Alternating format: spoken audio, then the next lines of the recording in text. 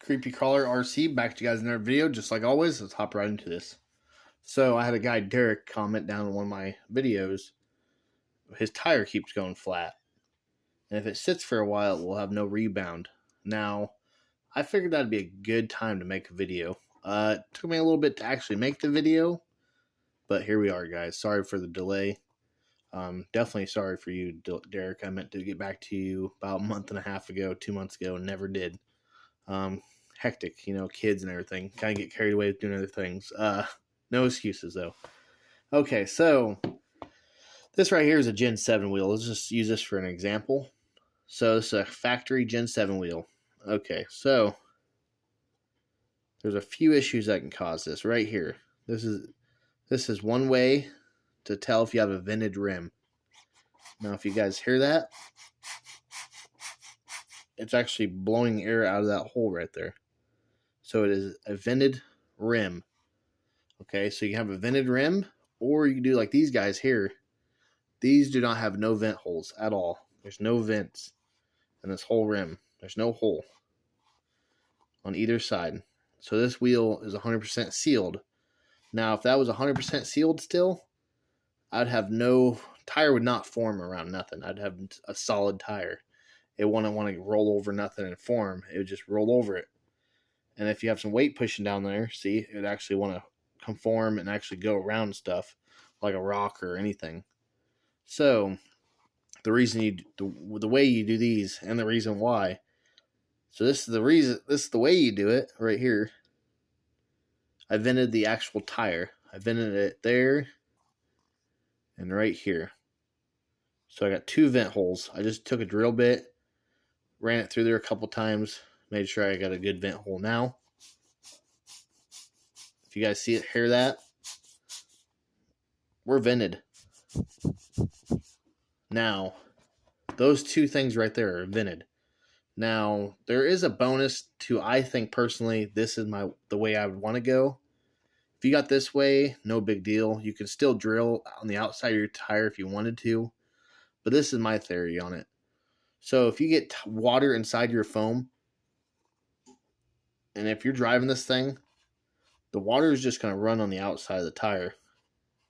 Kind of like tire slime or weights, like balancing beads. So if you have all this weight sitting there, it's running through your foam, it ain't going to get out of this tire. This tire, you have to get the water up to here. With this guy here, it will actually want to come out of the holes because it's in the center and it's pushing out. So that's my opinion on that. That's why I rather do these style vented tires instead of a vented rim. But either way, the issue you could be having, Derek, is you could be having that hole right there. You could actually be plugged. So overnight, it'll push down. And then, that wasn't the hole. There's the hole. Okay. So if you push down, release all the air, seal it. See how it still don't want to release? Hear that? So if I plug it, see how it sucks back in?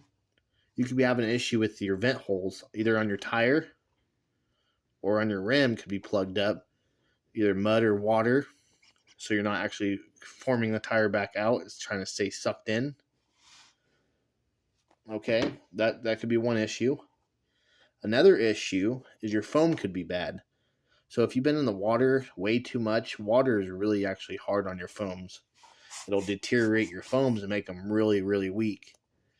And before you know it, your foam will be deteriorated and it won't have no rebound. It'll just be a very soft, pliable foam and it would never want to return. It would slowly return. Or you could have another reason. Okay, you could have memory foam, kind of like Red Cat Gen 8 did. Right there. Red Cat Gen 8 did a memory foam, which if you guys live in like Nevada, places that are warm, the tire performs great. But if you live somewhere really, really cold and that foam starts pushing down, it has a hard time rebounding. That's one thing wrong with the Gen 8 foams. So if you do have a Gen 8, Derek, that could be your issue. You could still have the factory foams and you live in too cold of a climate and it doesn't want to rebound. So there's those few issues you could be having. If you guys see here, don't mind the rust. This is my mega truck. So if you have wheels like this, they're adjustable on vented or not vented and how much vent you want. So it depends on what you guys got. If you guys got vented rims, bad foams, too heavy of rigs, they could be all the issues. I would start out checking your vent holes. That'd be the cheapest way. Make sure you have good vent holes. Make sure you're venting. Check your foam. Give it a squeeze. See if it rebounds. You see here, everything rebounds. Now, some foams rebound different than other foams. See how slow this guy is?